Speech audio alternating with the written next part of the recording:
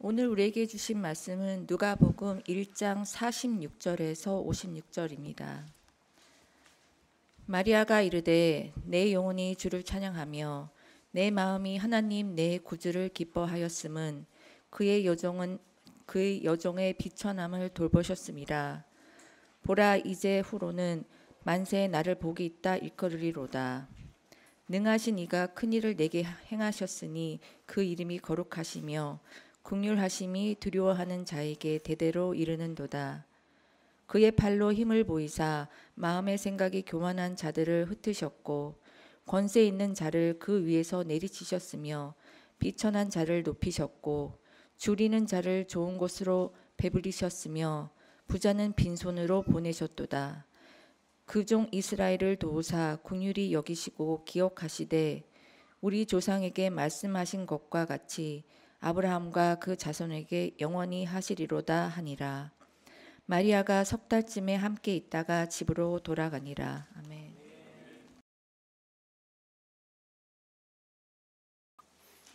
저희 교회는 지난 주일 설립 4주년 감사 예배를 은혜 가운데 잘 마쳤습니다. 모든 분들이 보이는 곳에서 보이지 않는 곳에서 각자의 역할을 잘해 주셔서 여기까지 온 것 같습니다. 하나님께 영광을 돌리고 또 함께 동참해 주신 모든 성도님들께 진심으로 감사를 드립니다. 따라서 오늘은 우리 은혜로 장로교회가 설립 5주년을 시작하는 첫 번째 주일입니다. 저는 역사적인 순간이라고 생각을 합니다. 이 역사적인 순간에 또 하나님께서는 저희들에게 새롭게 누가복음이라고 하는 말씀을 허락하셨습니다. 오늘부터 저희들은 누가복음 말씀을 묵상하는데, 누가복음은 여러분들이 너무나 잘 아는 것처럼 사복음서 가운데 하나입니다. 다 아시는 내용이지만 사복음서는 마태복음, 마가복음, 누가복음, 요한복음 4개를 사복음서라고 합니다. 그 사복음서에는 각각의 특징이 있습니다. 어떤 사람은 질문을 합니다. 예수님의 생애에 관한 기록은 하나만 기록하면 되는데 왜 4사람에 의해서 기록하게 했는가라는 질문을 합니다. 그러나 4복음서에는 각각 다른 특징이 있습니다. 예를 들면 이렇습니다. 마태복음에는 예수님을 왕으로 설명하고 있습니다. 그래서 사람들은 마태복음을 사자복음이다 그럽니다. 응하는 사자. 마가복음에서는 예수님을 섬기는 종으로 묘사하고 있습니다. 그래서 송아지복음이라고 합니다. 그 다음에 요한복음은 예수님을 신적인 존재로 표현합니다. 그래서 그 복음을 독수리 복음이라고 이렇게 말합니다. 그런데 이 누가복음은 그 3가지 복음과 확실하게 구별되는 한 가지 차이점이 있습니다. 그 차이점이 뭐냐 하면 사복음서 가운데 유일하게 이방인이 서술한 기록입니다. 누가복음은 누가 기록했을까요? 누가가 있습니다. 정말 잘하셨습니다. 누가는 이방인 헬라인입니다. 그런데 중요한 건 이 누가가 누가복음뿐만 아니라 요 뒤에 나오는 사도행전도 기록했습니다. 그래서 누가복음과 사도행전을 합치면 신약 성경 전체 성경 가운데에 27%를 이 누가가 기록했습니다. 엄청난 사람입니다. 이 사람의 직업이 뭐냐 하면 의사였습니다. 그리고 이 편지를 이 글을 누구를 위해 헌정했냐 하면 데오빌로라고 하는 아주 그 저명한 어떤 사람에게 예수님이 누구인지를 알리기 위해서 누가복음과 사도행전을 기록했다고 그렇게 밝히고 있습니다. 따라서 누가복음은 다른 성경에 비해서 누구를 예수님의 인성을, 사람의 성격, 인성을 많이 강조해서 누가복음을 다른 말로 인자복음이다 그렇게 말합니다. 그래서 예수님의 인성이 강조되다 보니까 다른 성경에 비해서 보다 구체적이고 보다 논리적으로 기록되어 있습니다. 이것은 그의 직업과 충분히 관련이 있다고 생각합니다. 충분한 지적인 지식과 논리력과 사고력으로 사람들에게 구체적으로 썼습니다. 그런데 이 누가가 특징 중에 하나가 뭐냐 하면 사도 바울 선교의 동역자였다는 것입니다. 어디까지 갔냐 하면 사도 바울이 로마 감옥에 갇혔을 때까지 함께 동역했던 사람이 바로 누가였습니다. 아마도 사도 바울이 감옥에 갇혔을 때에 병들었을 때에 그의 병을 치료해 주지 않았을까. 빌레몬서 1장 24절에는 이렇게 설명합니다. 또한 나의 동역자 마가, 아리스다고, 데마 누가가 문안하느니라. 여기 기록된 누가가 바로 오늘 본문을 기록했던 누가복음, 사도행전을 기록했던 그 누가가 바로 이 누가입니다. 이처럼 누가는 아마 사도 바울 곁에서 최측근에서 사도 바울로부터 예수 그리스도의 생애와 그가 가지고 있는 복음에 대한 것을 아마 명확하게 제대로 배운 것 같습니다. 그래서 누가가 기록한 복음에는 사도 바울이 가지고 있었던 그 복음이 아주 짙게 드러나 있습니다. 그 가운데 하나의 예가 뭐냐 하면 구원이란 무엇인가. 누가복음에는 구원이란 무엇인가에 대한 내용이 다른 복음서에 비해서 보다 직설적이고 구체적으로 기록되어 있습니다. 그리고 오늘 본문이 그 하나의 좋은 예라고 합니다. 오늘 본문은 우리 일부만 읽었지만 오늘 본문은 사복음서에 기록된 유일하게 마리아가 예수님의 그 탄생을 고지받았던 이것을 수태고지라고 합니다. 너는 임신을 할 거야 라고 하는 것을 미리 알려주는 것을 수태고지라고 하는데 유일하게 마리아에게 수태고지가 된 장면이 누가복음입니다. 마태복음에는 요셉에게 그 말이 갔다 이렇게 기록되어 있습니다. 그리고 마리아는 인류 가운데에 유일하게 예수님의 출생에 직접적으로 관여했던 인물이 바로 마리아입니다. 이것이 의미하는 것은 마리아만큼 구원의 의미를 제대로 경험한 사람은 없었다라는 것을 우리에게 알려줍니다.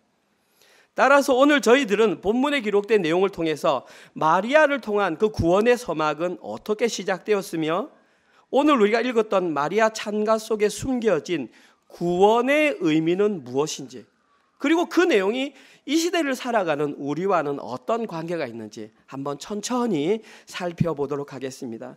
결론적으로 말씀드리면 오늘 본문에는 구원이 무엇인가가 아주 쉽게 기록되어 있습니다. 지금까지 구원이 애매모호했던 분들은 오늘 설교를 들으시고 구원이 무엇인지를 명확하게 개념을 잡으시면 너무 좋을 것 같습니다. 첫 번째 저희들이 살펴볼 내용은 마리아의 순종입니다. 내용이 길어서 제가 생략했습니다. 그런데 지금은 제가 다시 한번 읽어보겠습니다. 오늘 본문 26절에서 38절입니다. 천사가 나타나서 마리아에게 너가 예수라는 아이를 베게 될 것이야 라는 고지가 기록되어 있습니다. 천천히 읽어보겠습니다. 여섯째 달에 천사 가브리엘이 하나님의 보내심을 받아 갈릴리 나사렛이란 동네에 가서 다윗의 자손 요셉이라 하는 사람과 약혼한 처녀에게 이르니 그 처녀의 이름은 마리아라. 그에게 들어가 이르되 은혜를 받은 자여 평안할지어다. 주께서 너와 함께 하시도다 하시니 처녀가 그 말을 듣고 놀라 이런 인사가 어찌함인가 생각하며 천사가 이르되 마리아여 무서워하지 말라. 네가 하나님께 은혜를 입었느니라. 보라 네가 잉태하여 아들을 낳으리니 그 이름을 예수라 하라. 그가 큰 자가 되고 지극히 높으신 이의 아들이라 일컬어질 것이요 주 하나님께서 그 조상 다윗의 왕위를 그에게 주시리니 영원히 야곱의 집을 왕으로 다스릴 것이며 그 나라가 무궁하리라. 마리아가 천사에게 말하되 나는 남자를 알지 못하니 어찌 이 일이 있으리까? 천사가 대답하여 이르되 성령이 내게 임하시고 지극히 높으신 이의 능력이 너를 덮으시리니 이러므로 나실 바 거룩한 이는 하나님의 아들이라 일컬어지리라. 보라 내 친족 엘리사벳도 늙어서 아들을 배웠느니라. 본래 임신하지 못한다고 알려진 이가 이미 6달이 되었나니 대저 하나님의 모든 말씀은 능하지 못하심이 없느니라. 마리아가 이르되 주의 여종이오니 말씀대로 내게 이루어지이다 하매 천사가 떠나가니라. 오늘 이 방금 제가 읽었던 내용은 여러분들이 이미 너무나 많이 들었던 내용입니다. 어린 시절부터. 언제 많이 들었습니까? 성탄절 크리스마스만 되면 많은 목사님들이 마태, 마가, 누가, 요한에 나오는 내용 가운데 예수님의 탄생 얘기가 많이 없기 때문에 거의 중복되어 나올 수밖에 없습니다. 심지어 저희 은혜로 장로교회 이번 크리스마스 때 본문이 바로 이 본문이었습니다. 제가 미리 알고 한 건 아닌데 어떻게 하다 보니까 그렇게 되었습니다. 그런데 아까도 말씀드렸지만 저희 교회 설립 5주년에 왜 이 말씀이 왔을까 제가 궁금했습니다. 그런데 설교를 준비하면서 느꼈는데 이 본문에 구원과 너무나 밀접한 중요한 내용이 숨겨져 있기 때문에 저희들에게 그것을 다시 한 번 더 알려주는 내용이 아닌가 생각을 해보았습니다. 일단 오늘 본문에 가장 먼저 기록된 내용은 천사 가브리엘이 갈릴리 나사렛이라는 동네에 살고 있는 한 사람을 찾아오는 내용으로 시작됩니다. 여기서 우리가 알 수 있는 것이 뭐냐 하면 구원은 사람이 먼저 찾는 것이 아니라 하나님이 먼저 찾아오신다라는 사실입니다. 하나님께서 오늘 본문에 찾아왔던 그 대상은 누구였냐면 마리아였습니다. 오늘 본문 27절에서 마리아를 이렇게 소개하고 있습니다. 마리아는 요셉이라는 하는 사람과 약혼한 처녀다 이렇게 말합니다. 그 당시 성경학자들이 준비를 해보면 성경이나 시대 문화를 보면 이런 말을 합니다. 그 당시에는 이스라엘 결혼 문화가 1년 전에 약혼을 하고 1년 동안 서로 간에 교류를 하다가 1년 후에 결혼식을 갖는 것이 전통적인 혼례 방식입니다. 그리고 그 당시 약혼을 하는 여자의 나이는 대략적으로 추산해 보니까 13세에서 16세 정도로, 따라서 오늘 본문에 기록된 마리아의 나이는 13세에서 16세 정도, 10대 중반의 소녀였다라고 말할 수 있습니다. 다시 말해서 천사 가브리엘은 10대 소녀에 불과했던 마리아를 찾아와서 그에게 엄청난 소식을 전했던 것입니다. 오늘 본문에서 천사 가브리엘이 마리아에게 말했던 내용은 간단하게 요약하면 다음과 같습니다. 31절입니다. 직접 직설적으로 얘기합니다. 보라, 네가 잉태하여 아들을 낳을 것인데 그 이름을 예수라 하라. 네가 아들을 낳을 것인데 그 이름까지 정확하게 알려줍니다. 그리고 그가 어떤 자냐 하면 큰 자가 되어 지극히 높으시니 하나님입니다. 하나님의 아들이라 불릴 것이며 하나님께서 그 조상의 다윗의 왕이 될 것이다. 그가 영원히 야곱의 집을 왕으로 다스릴 것이며 그 나라가 무궁할 것이다.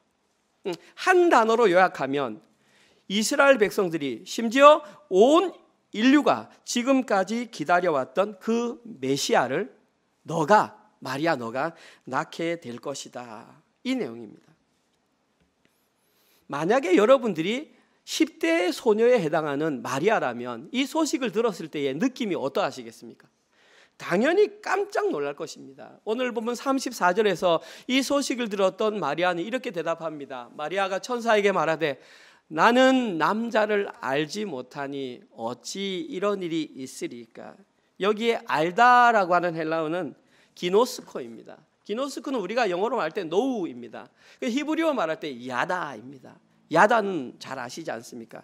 야다는 그냥 알다가 아니라 남녀가, 부부가 성관계를 할 때에 둘만 알 수 있는 비밀, 그것을 말합니다. 따라서 오늘 본문에 나는 남자를 알지 못한다, 이 말은 나는 남자와 성관계를 가져본 적이 없다, 지금 이 말을 말하는 것입니다. 그런데 내가 어떻게 아이를 갖습니까? 마리아의 이 대답은 너무나 정상적이고 일반적인 대답입니다. 이때에 천사는 왜 이런 일이 가능한 줄 아니 그 이유를 자세하게 설명합니다. 35절에서 37절 천사가 대답하여 이르되 너에게, 원어로 말하면 너의 위에, 이 말입니다. 성령이 너의 위에 임하셔서 지극히 높으신 이의 능력, 하나님의 능력이 너를 덮으시리니, 덮다, 그늘막을 지우다, 회막에 구름이 덮이다. 출애굽기 40장에서 모세가 하나님의 명령을 따라 성막을 지었을 때 그때 구름이 덮였을 때 그때 덮이다가 저때 덮이다와 같은 단어입니다. 너를 통해서 태어날 그 거룩한 존재는 하나님의 아들이라 불림을 당할 것이다. 36절에 나도 이것이 믿기 힘든 줄 안다. 하지만 이미 늙어서 아이를 가질 수 없다고 했던 너의 친척 엘리사벳도 이미 임신한 지 6개월이 지났다. 그리고 이것이 가능한 이유가 뭔 줄 아니? 대저는 비코우즈라는 뜻입니다. 왜냐하면 하나님의 모든 말씀, 레마는 능하지 못한 것이 없기 때문이다. 부정은 강한 긍정이다. 하나님의 말씀은 반드시 이루어진다. 이러한 천사의 설명을 들었던, 만약에 여러분들이 이러한 설명을 들었다 할지라도 어떻게 고백하실지 궁금하지만 마리아는 이렇게 고백했습니다. 38절입니다. 중요한 구절이니까 우리 함께 읽어봅시다. 시작. 마리아가 이르되 주의 여종이오니 이루어지리다 하매 천사가 떠나가니라. 마리아가 했던 내용은 주의 여종이오니 말씀대로 내게 이루어지이다, 이렇게 고백했습니다. 첫 번째 놀라운 것은 자기 자신을 여종이다 그렇게 표현했습니다. 10대 중반의 소녀가 자기 자신을 여종이라는 것은 둘로스입니다. 둘로스는 노예를 말합니다. 나는 당신의 노예입니다. 그러니 당신의 말씀, 당신의 레마대로 내게 이루어지다.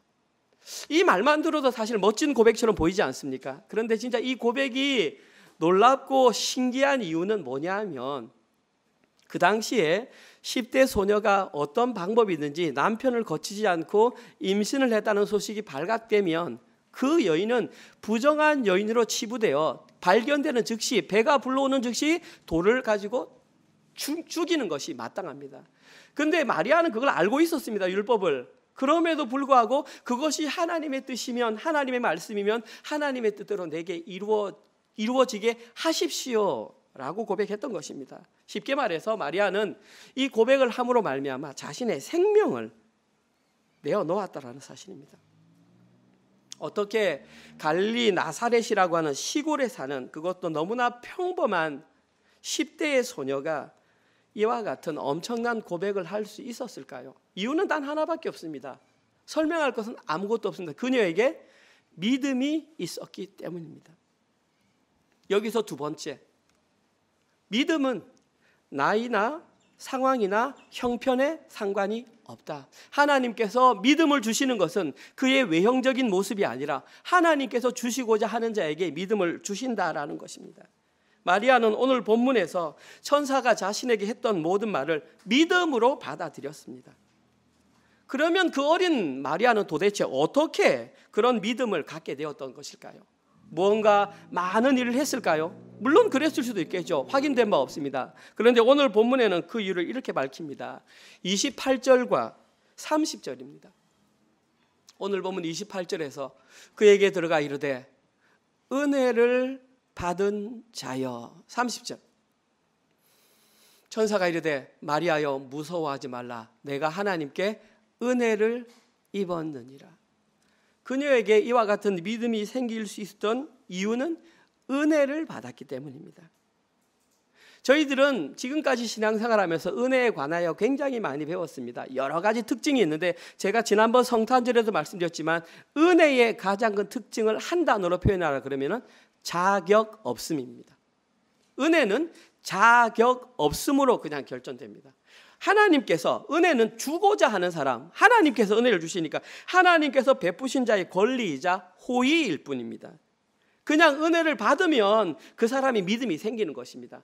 성경 66권에 전체적으로 하나님의 은혜를 받았던 자에게 다 그 믿음이 있었습니다. 가장 첫 번째 그 믿음이 누구에 있었냐면 창세기 6장 8절에 하나님께서 노아에게 그 말씀을 그대로 하셨습니다. 창세기 6장 8절. 그러나 노아는 여호와께 은혜를 입었더라. But Noah found favor in the eyes of the Lord. 하나님의 눈에 은혜를 입었기 때문에 노아는 방주를 만들 수 있었고 전 인류 가운데에 그의 가족을 포함하여 8명만 구원을 받았던 것입니다. 이와 마찬가지로 은혜를 받은 사람만 담대하게 자신을 하나님께 바칠 수 있는 것입니다. 여기에서 저희들은 오늘 본문의 가장 중요한 핵심 내용인 구원과 관련된 너무나 중요한 진리를 발견할 수 있습니다. 첫 번째, 구원은 받는 자의 자격이나 능력과는 전혀 상관이 없다는 것입니다. 이 땅 가운데 살아갈 때 너는 구원받을 사람, 너는 구원받지 못할 사람, 사람이 가진 어떤 것에 좌우되지 않는다는 것입니다. 이것은 전적으로 주는 자의 호의에 의해서 결정된다는 것입니다. 그래서 복음입니다. 두 번째, 마찬가지입니다. 구원은 전적으로 구원을 베푸는 자의 권리이자 호의의 결과이다. 그러면 우리는 가만히 있으면 되느냐? 구원의 대상자는. 구원의 대상자가 할 수 있는 유일한 반응이 뭐냐 하면 믿음으로 그것을 받아들이는 것입니다. 할 수 있는 것은 그거밖에 없습니다. 하나님께서 믿음을 주셨을 때 아멘 하고 감사함으로 받는 것입니다. 이것은 성경 66권 전체에 기록된 내용입니다. 그 진리를 가장 잘 요약했던 사람이 바로 사도 바울인데, 우리가 구원과 관련된 용어로 가장 많이 인용하는 구절이 에베소서 2장 8절과 9절입니다. 너무 잘 아시는 말씀입니다. 너희는 그 은혜에 의하여, 은혜가 먼저 나오고요, 믿음으로 말미암아 구원을 받았으니 이것은 너희에게서 난 것이 아니요 하나님의 선물이라. 행위에서 난 것이 아니니, 행위 구원이 아니지 않습니까? 이는 누구든지 자랑하지 못하게 함이라.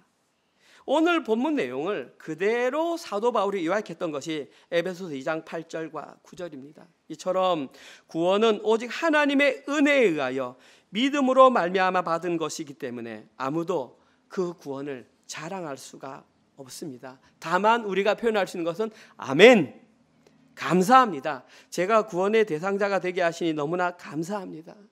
오늘 본문에서 마리아는 자신의 삶을 통해서 시작되는 구원의 길에 기쁨으로 순종을 하였습니다.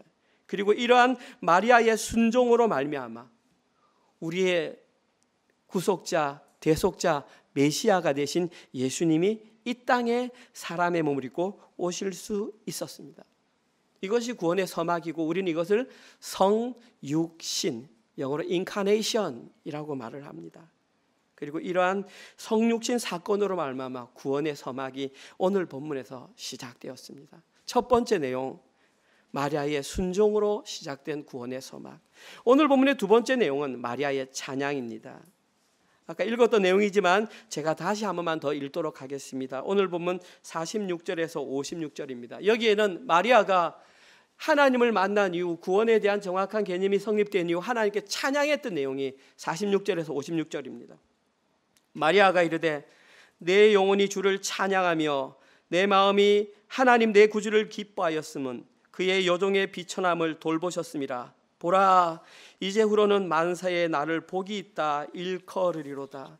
능하신 이가 큰일을 내게 행하셨으니 그 이름이 거룩하시며 긍휼하심이 두려워하는 자에게 대대로 이르리로다.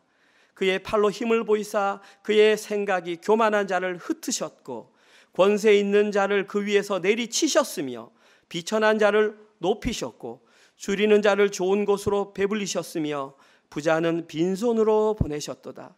그 종 이스라엘을 도우사 긍휼히 여기시고 기억하시되 우리 조상에게 말씀하신 것과 같이 아브라함과 그 자손에게 영원히 하시리로다 하니라. 마리아가 석 달쯤 함께 있다가 집으로 돌아가니라. 이거는 제목이 붙어 있습니다. 이것은 마리아가 노래했던 어떤 제목인데 성경에 몇 군데 안 나오는 노래이기 때문에 성경학자들이 여기다 이름을 붙였습니다. 이 노래의 이름은 마그니피카트입니다. 이 노래 제목이 그냥 마그니피카트라고 하는 이름이 붙여져 있습니다. 이 이름이 이렇게 붙여진 이유는 오늘 보면 46절에 기록된 찬양하며, 원어에는 저게 가장 먼저 나와 있고요. 이 찬양하며의 라틴어가 마그니피카트입니다. 그러니까 마그니피카트로 먼저 기록되어 있기 때문에 이 이름이 붙여졌습니다. 그리고 이 찬양은 성경에서 아주 유명한 찬양 가운데 하나입니다. 내일 본문에 다시 나오는 그 요한의 아버지 사가랴가 찬양을 했습니다. 그 찬양에 이름이 붙어 있는데 그는 베네딕투스입니다. 왜냐하면 첫 글자가 그렇게 시작하기 때문에. 뿐만 아니라 사무엘상 2장에 기록된 한나의 기도, 그 다음에 출애굽기에 기록된 미리암의 노래, 이런 것들처럼 이 찬양은 굉장히 중요한 찬양입니다.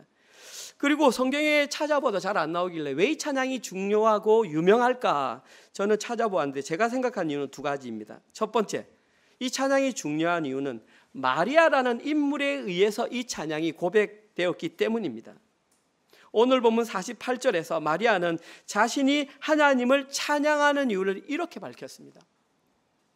그의 여종의 비천함을 돌보셨습니다. 보라, 이제후로는 만세에 나를 복이 있다 일컬이로다. 아까도 얘기했지만 10대 소녀의 입에서 나오는 말이 그의 여종의 비천함을 돌보셨습니다.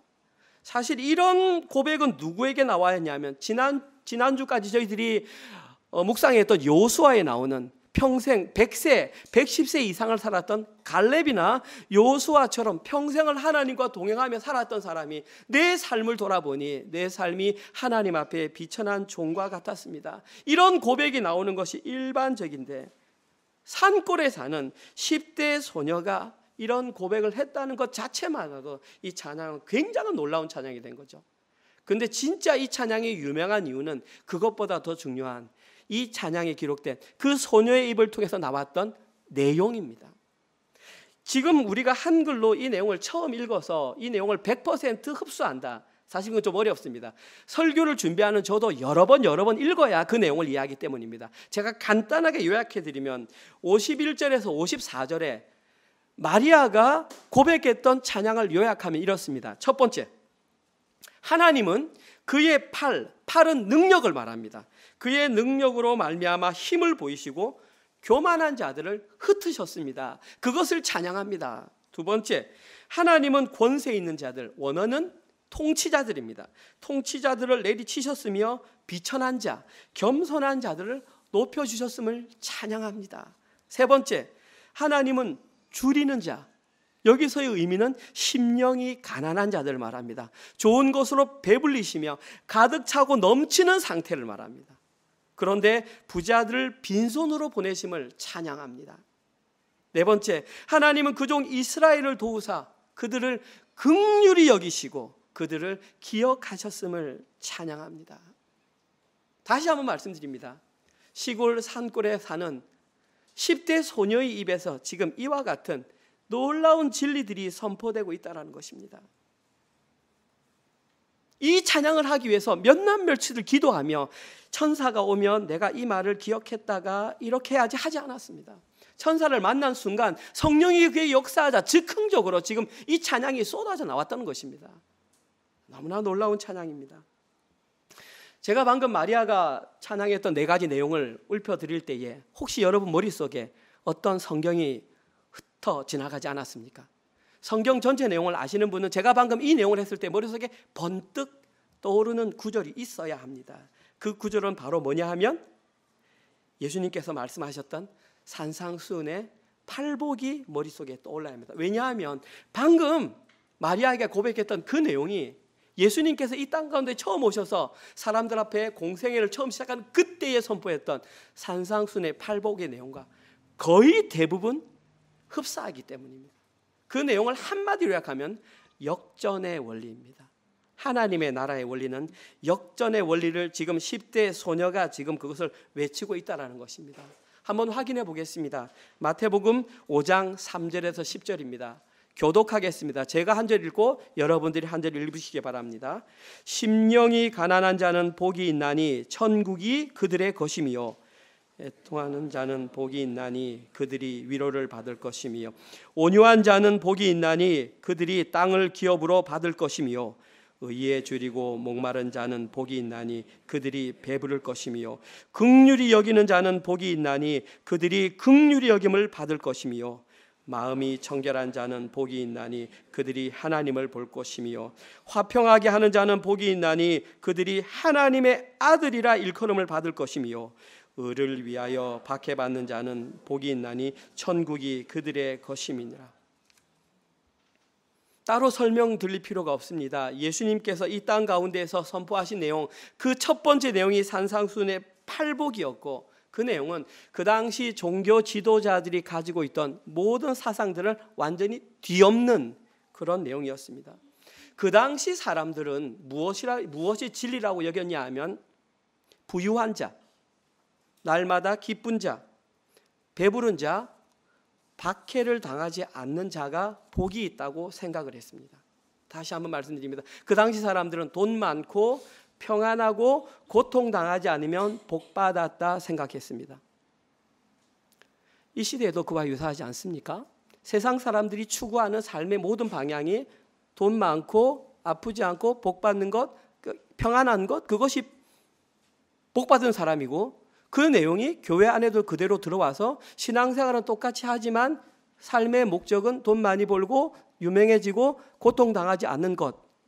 그런데 예수님께서 오셔서 그와 완전히 반대의 얘기를 했습니다. 예수님께서는 그들의 생각을 완전히 바꾸어서 선포했습니다. 저는 이것을 역전의 복음이라고 말하고 싶습니다. 사복음서에는 이 얘기가 가장 많이 나옵니다. 먼저 된 자가 나중되고 나중된 자가 먼저 된다. 계속 역전의 원리를 말씀하고 있습니다. 그러면 예수님은 왜 이런 엄청난 말씀을 그의 공생에 가장 먼저 던졌던 것일까요? 다른 내용 할 건 많았지 않습니까? 그런데 왜 팔복 가운데 이 내용을 가장 먼저 던졌을까요? 그 이유는 그들의 삶의 방식이 구원과 멀어져 있었기 때문입니다. 이유는 그거 하나밖에 없습니다. 다시 말해서 그들에게 올바른 구원의 길을 알려주어 그들이 구원의 길로 돌아오기를 원하는 마음으로 그들에게 팔복을 선포했습니다. 다시 말해서 예수님은 그들을 책망하는 데 초점이 있었던 것이 아니라 그들을 구원으로 초청하고 부르는 데 초점이 있었습니다. 그런데 어떻게 이 엄청난 진리를 10대 소녀가 예수님의 말씀을 들어본 적도 없는데 어떻게 이러한 내용을 알고 있었던 것일까요?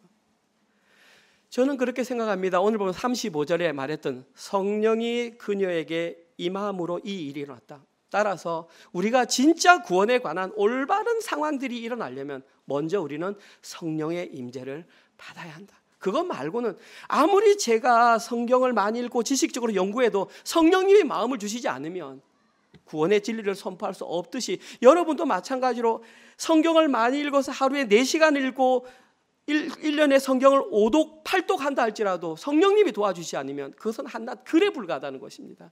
성령님께서 함께 하실 때 이것이 가능합니다. 목사님이 어떻게 아냐고요? 저는 오늘 본문 55절을 그 근거로 제시하고 싶습니다. 오늘 본문 55절에서 마리아가 이렇게 고백합니다. 우리 조상에게 말씀하신 것과 같이 아브라함과 그 자손에게 영원히 하시리로다. 마리아가 언급한 것은 아브라함과 그 자손입니다. 하나님께서는 갈대아 우르에서 우상을 만들던 팔던 아브라함을 부르셔서 믿음의 조상으로 삼아주셨습니다. 그리고 약속을 했습니다. 너의 조상으로 말미암아 모든 사람이 구원을 받을 것이고 왕위가 떠나지 않을 것이다. 아브라함이 이삭을 낳고 이삭이 야곱을 낳고 쭉쭉 유다를 통해서 다윗 왕까지 이르는, 우리는 이것을 구속사라고 말을 합니다. 다시 말해서 마리아는 아브라함을 시작으로 해서 야곱을 거쳐 다윗에게 이르는 이스라엘의 구원 역사, 구속사를 한눈에 꿰뚫고 있었다라는 것입니다. 물론 이것은 성령님의 도우심의 결과입니다. 더 쉽게 말하면 마리아는 구원이 무엇인지를 정확하게 알고 있었습니다. 그녀가 가지고 있었던 그 성육신은 것은 구원의 시작일 뿐이고 진짜 구원이 무엇인지를 명확하게 알고 있었기 때문에 오늘 본문에서 이와 같이 고백했던 것입니다. 반대로 말하면 우리가 진짜 구원을 알고 있다면 우리 입술에서도 그런 고백이 나오는 것입니다. 첫 번째, 구원은 하나님의 은혜로 시작됩니다. 아까 첫 번째 내용입니다. 여기에 부인할 사람은 없고 사도 바울이 명확하게 정리해 줬습니다. 자, 그러면 문제는 그 이후입니다. 지금 이 자리에 계신 분 가운데에 그렇게 구원을 받는다 모르는 분 없습니다. 그럼 중요한 것은 구원 받았다. 우리는 그럼 로봇처럼 가만히 있으면 되느냐? 이제 구원 받았으니까 나는 뭐 이렇게 하면 과연 구원이 완성되는가라는 딜레마, 문제에 봉착한다라는 것입니다. 그런데 오늘 본문에서 마리아가 선포한 내용에 의하면 결론적으로는 그렇지 않다라는 것입니다. 우리는 거기서 멈추어 서 있어서는 안 된다라는 것입니다. 지금까지 수많은 성경을 읽어보았지 않습니까? 지난번 앞에 여호수아 복음을 우리가 묵상했지 않습니까? 그때에 특별히 달랐던 두 사람, 갈렙과 여호수아가 그대로 있었습니까? 그들은 정탐꾼으로 갈 때부터 달랐고 가나안 땅을 정복할 때도 다른 삶을 살았습니다. 뿐만 아니라 믿음의 조상에 해당하는 모든 사람들은 구원을 받았을 때 그냥 결코 가만히 있지 않았습니다. 그들은 자신의 현실의 삶을 통해서 하나님의 구원을 실현하기 위해서 열심히 살았습니다. 목사님, 그러면 행함으로 구원받는 얘기인가요? 아니요. 구원을 받았기 때문에 그렇게 열심히 살았다고 지금 저는 말하는 것입니다. 그리고 그 과정 가운데에 너무나 중요한 과정이 남아 있습니다. 하나님의 백성으로 살아가는, 구원을 실현하기 위해 살아가는 그 과정 가운데에 너무나 중요한 사건이 뭐냐 하면 바로 자신의 마음에 자리 잡고 있는 그 왕의 자리에 앉아 있는 그 악을 제거해야 된다는 것입니다. 오늘 본문에는 그것을 우리에게 알려주고 있습니다. 만약에 이 악이 제거되지 않으면 이스라엘 족속의 무리 속에 있어도 드러나는 현상이 불평과 불만과 염려와 시기와 다툼입니다. 그런데 반대로 오늘 지난번 여호수아 지지난주입니까? 제가 설교할 때 누가 이런 마음을 품었냐면 요셉 지파가 그 마음을 품었습니다. 자기들은 진짜 장자라고 생각을 하고 왜 우리에겐 두목을 주지 않느냐고 그렇게 말했던 모습이 악을 제거하지 못했기 때문입니다. 언제부터인지 알 수는 없지만 이러한 내용이 구원을 얻는 진리라는 생각들이 현 시대의 기독교 안에 들어와 있어서 참된 구원을 혼탁하게 만들었습니다. 그러나 이것은 올바른 복음이 아닙니다. 명확한 것은 구원받은 이후에 하나님과 동행하는 삶인 것입니다. 지난주 우리는 4주년을 기념하면서 귀한 강사분을 모시고 말씀을 드렸는데 저는 이 말씀이 가장 은혜가 되었습니다. 우리는 아름다운 결별을 해야 합니다. 첫 번째, 나 자신과의 결별. 두 번째, 가족과의 결별. 세 번째, 교회와의 결별. 여러분, 교회와의 결별이라고 말하는 것은 함부로 말할 수 없습니다. 이건 진짜 최고의 경지를 아는 사람만 알 수 있는 말. 어떻게 교회를 결별하라는 말입니까? 교회로 와야, 교회를 부흥시켜야 교회가 잘 되는데 어떻게 교회와 결별을 얘기합니까? 교회와의 결별을 얘기한다는 것은 교회가 자신의 우상이 되지 않겠다라는 것입니다. 반대로 얘기하면 교회 자체가 우상이 되면 그것 자체를 떠나야 된다는 이 말입니다. 우리가 우상이 되는 것은 충분히 잘 압니다. 다른 사람들이 안 들키고 내가 내 마음의 왕인데 내 마음대로 하니까 잘 안 들키죠. 근데 결별해야 되고요. 두 번째, 가족들 가운데에 왕노릇합니다. 과거의 저처럼 대접받으려고 하고 싫은 것은 안 하려고 하고 근데 그것을 결별시켜야 됩니다. 마찬가지로 교회에서도 교회 자체가 목적이 되면 결별해야 합니다. 여러분들은 저 하나를 위해서 존재하는 것이 아닙니다. 교회의 존재 목적은 예수 그리스도를 머리로 하는 주의 복음을 증거하는 살아있는 생명체가 교회의 목적이지 이 교회를 유지하는 것 자체가 목적이 아니라는 것입니다. 그런 차원에서 결별을 선언하는데 그 결별을 선언할 수 있는 사람이 오직 마음속에서 악을 제거한 사람, 다시 말해서 왕의 자리에서 자기가 내려온 사람만 가능하다는 것입니까? 이것이 구원의 모습입니다. 진짜 구원받은 사람은 자신의 현실의 삶을 통해서 날마다 왕의 자리에서 내려오는 악과의 결투 싸움을 해야 하는 것입니다. 사도 바울은 이것을 너무나 잘 알고 있었는데 어느 날 로마 교회에도 기독교인이 있다는 소식을 들었습니다. 그런데 그들로부터 들었는데 그들 가운데에 유대인적 배경을 가진 기독인과 헬라적 배경을 가진 유대인들 사이에 갈등이 있는 걸 알았습니다. 그 갈등의 핵심이 뭐였냐 하면 유대적 배경을 가진 기독교인이 헬라적 배경을 가진 기독교인에게 너희들이 구원받으려면 율법을 지켜야 하고 할례를 받아야 한다고 가르쳤던 것입니다. 이 소식을 들었던 사도 바울은 그들에게 펜을 들어 편지를 썼습니다. 그 편지가 바로 로마서입니다. 로마서 1장 8절입니까? 기억 안 나는데 내가 너희들에게 신령한 은사를 주기 위해서 편지를 썼다. 그 신령한 은사가 바로 십자가 복음입니다. 그 십자가 복음 내용이 뭐냐면 너희들이 구원의 증표를 가지고 있는 율법이나 할례는 구원의 증표가 될 수 없어. 너희들이 평생에 지켜와서 내가 이 말을 하면 기분 나쁘겠지만 그거는 구원의 증표가 될 수 없어.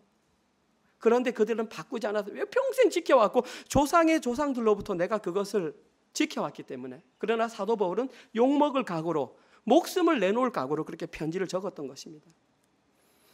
이와 마찬가지로 지금 이 시대에 자신의 마음속에 남아있는 악을 제거하지 않은 채 종교 행위로 자신의 신앙을 포장하여 구원의 증표로 삼으려고 하는 자들이 너무나 많이 남아 있습니다. 그러나 그러한 그 어떤 종교 행위들도 결코 구원의 증표가 될 수 없습니다. 구원은 반드시 현실의 삶에서 악을 제거하는 싸움을 할 때에 그것이 구원의 증표가 되는 것입니다. 문제가 뭐냐 하면 목사님 그러면 그 악이 뭔데요? 사도 바울은 로마에 있는 교인들에게 율법과 할례를 말했지만 그럼 이 시대에 살아가는 성도들에게 그 악이 과연 무엇입니까? 저도 잘 모르고 고민을 많이 했습니다. 그런데 주중에 성경을 읽다가 이런 구절이 들어왔습니다. 사도행전 8장을 읽는데 시몬이라고 하는 사람이 나타나더라고요. 시몬은 누구냐 하면 사마리아에 사는 사람인데 그의 직업은 마술사였습니다. 그러니까 사람들을 모아놓고 이상한 신비적인 일을 하니까 사람들이 와 하니까 돈을 주고 그걸로 먹고 살던 사람이었습니다. 그런데 스데반이 사도행전 7장에서 죽었잖아요. 그리고 그와 같이 집사를 받았던 빌립이 전도를 하러 가다가 어디까지 갔냐 하면 사마리아에 가게 됐어요. 그런데 사마리아에서 전도를 하다 보니까 빌립을 통해서 많은 사람들이 돌아오니까 이 마술사 시몬이 눈이 팍 뜨인 겁니다. 오, 저 사람이 저런 능력이 있어 해가지고 빌립에게 가서 말을 드리니까 근거가 있습니다. 13절에 뭐라고 기록되어 있냐면 그가 빌립이 전하는 말을 듣고 세례를 받아 그를 따라다니더라. 자, 마술사가 빌립을 따라다니다가 그 말을 믿었습니다. 그리고 세례를 받았습니다. 그를 따라다녔습니다. 우리는 그 사람을 교인, 성도라고 말합니다. 왜냐하면 믿는다고 말했고 세례를 받았고 빌립을 따라다녔기 때문에. 자, 그런데 이 소식이 어디에 갔냐면 예루살렘에 갔습니다. 왜 예루살렘에 그 소식이 전달되냐면 그 전에 이방인들에게 그러한 일이 없었기 때문에 이 소식을 들었던 베드로와 요한이 우리가 대표로 가자 해서 딱 가보니까 사마리아에 그런 일이 일어났습니다. 그때에 사람들을 모아놓고 기도했습니다. 성령 하나님, 이 자리에 임재하여 주시옵소서.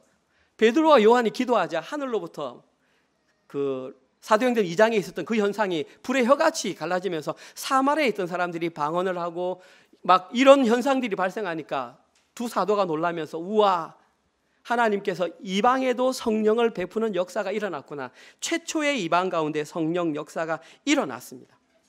그 일을 보던 시몬이 깜짝 놀라가지고 두 사도에게 달려가서 돈을 이만큼 가지고 가서 돈을 탁 내놓으면서 뭐라고 하냐면 두 사도요, 내가 돈 줄 테니까 그 능력을 나에게도 주십시오. 그것을 우리는 시모니즘이라고 합니다. 돈으로 신앙을 살려고 하는.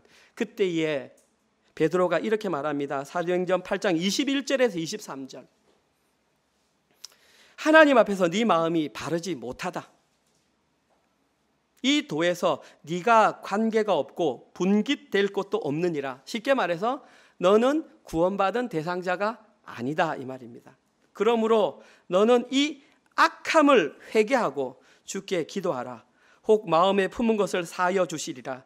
내가 보니 너는 악독이 가득하며 불의에 매인 바 되었도다. 베드로가 그를 향하여 뭐라고 그랬냐면 악독이 가득하다. 성경을 읽을 때에 너무 환상적으로 읽지 마십시오. 그냥 상식적으로 생각해 보십시오.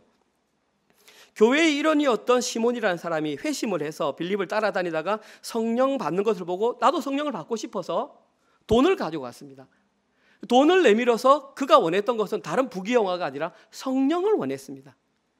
이것이 그렇게 잘못된 일인가요? 그가 부자 되게 해달라고 한 것도 아니고 이름을 높여달라고 한 것도 아니고 성령을 달라고 했는데 결론적으로 이것은 아주 잘못된 일입니다. 왜냐하면 그의 행위에는 하나님이 없고 자기 자신이 높아지는 것만 있었기 때문입니다.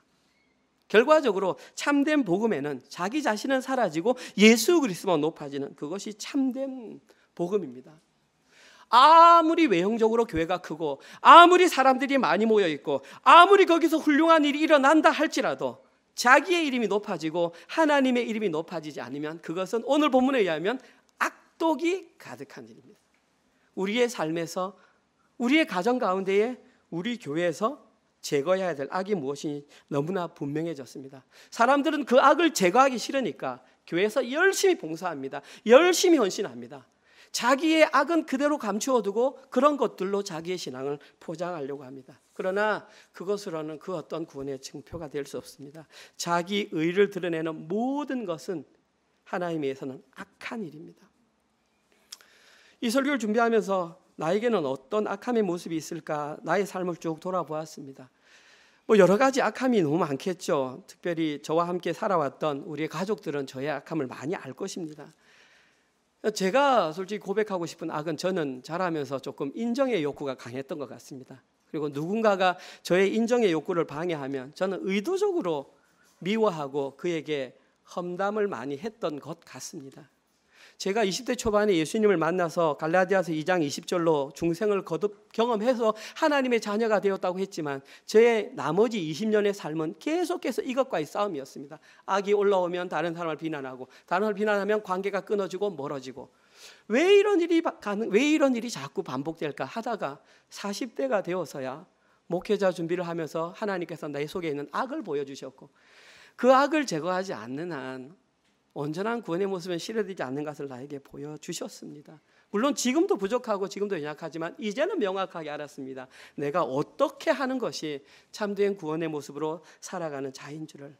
하나님께서는 그 모든 행위들을 나의 모든 교회에서 했던 모든 봉사, 모든 선행들을 선으로 보지 않으시고 악한 행위로 보셨습니다. 그리고 참된 구원은 자신의 마음속에 있는 이런 모든 악한 행위를 지워버릴 때 실현됩니다. 그러면 지워버리면 되느냐? 아니고요. 거기에 복음을 담아야 합니다. 악으로 다 채워졌던 그것을 비웠을 때 그대로 놔두면 마귀가 떠났다가 7배 더 돌아옵니다. 거기에 십자가 복음으로 채우지 않으면 우리는 또다시 본능으로 돌아갈 수밖에 없습니다. 이처럼 복음이 중요한 것입니다. 어디에서부터 잘못되었는지 알 수는 없지만 오늘부터 지금 이 시간부터 우리는 복음에 대한 올바른 개념을 세우고 새롭게 시작해야 합니다.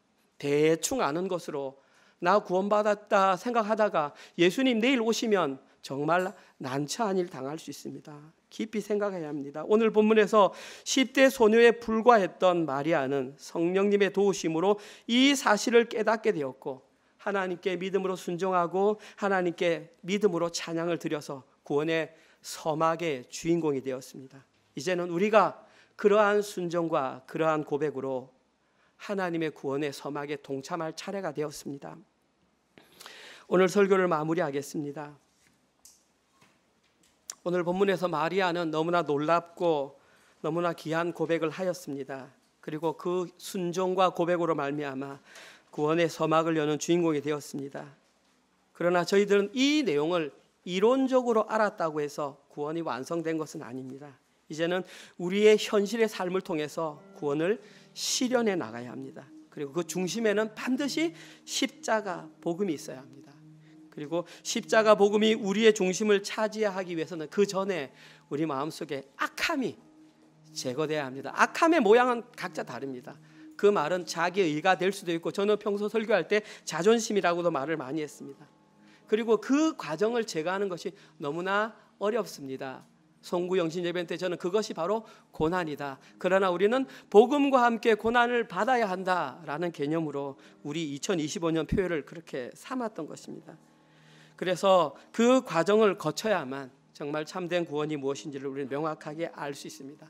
하나님께서는 2025년 한 해 동안 저희 은혜로 교회에 속한 모든 성도님들이 그런 과정을 잘 견뎌내어 참된 구원의 대상자가 되기를 원하고 계십니다.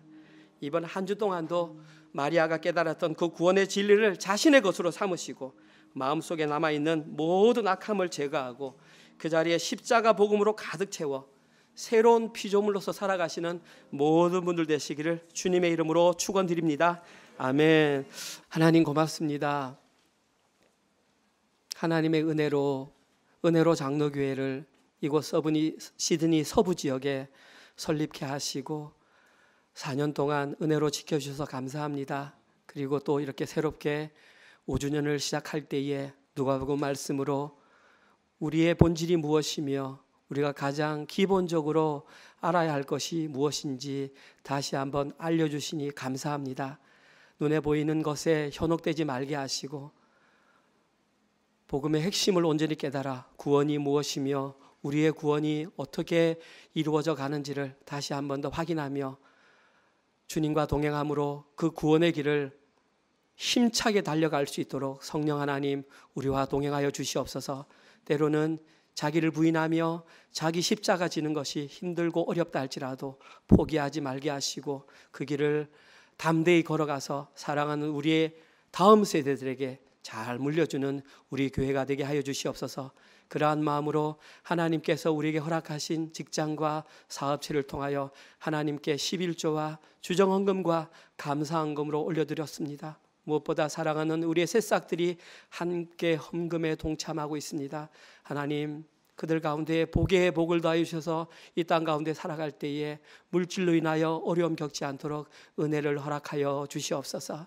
이제는 우리 주 예수 그리스도의 은혜와 하나님의 사랑하심과 성령님의 위로 교통 감화 깨닫게 하심이 지금까지 걸어왔던 모든 길을 부인하며 주님께서 허락하신 역전의 길로 걸어가기로 결단하는 사랑하는 모든 은혜로 가족들 머리 위에와 지금 이 시간에도 세계 곳곳에 서서 주의 복음을 증거하시는 사랑하는 선교사님들과 그들의 사역과 그들의 자녀들 머리 위에 지금부터 영원토록 함께 있을지어다.